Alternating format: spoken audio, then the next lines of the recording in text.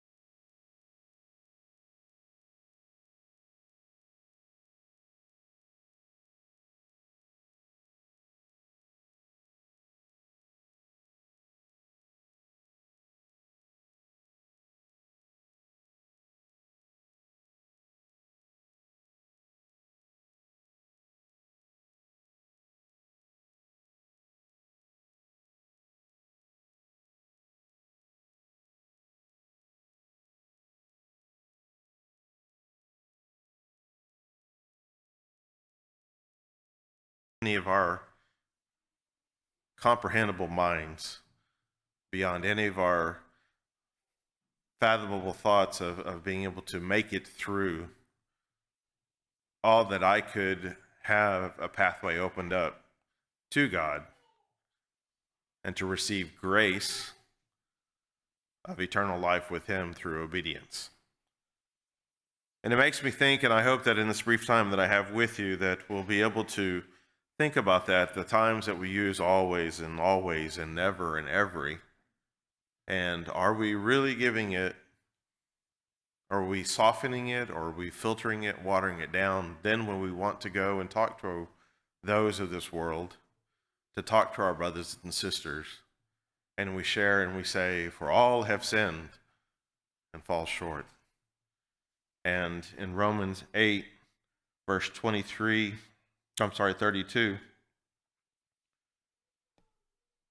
he who did not spare his own son, but delivered him over for us all, how will he not also with him freely give us all things?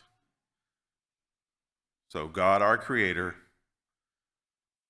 willingly, knowingly, Christ, God's Son, came to this earth, took on human form,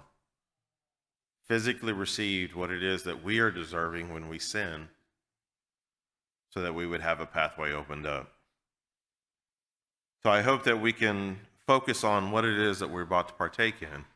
A sacrifice was made, a gift has been given, emblems were specifically chosen. I hope the day never comes that we in this land will have to hide or to secretly gather together as one, as we're commanded in the scriptures, to partake of this bread and this fruit of the vine. That we can and we will, with strength and God's patience with us, that we will stand and say, by me partaking of this, I affirm that Christ is real,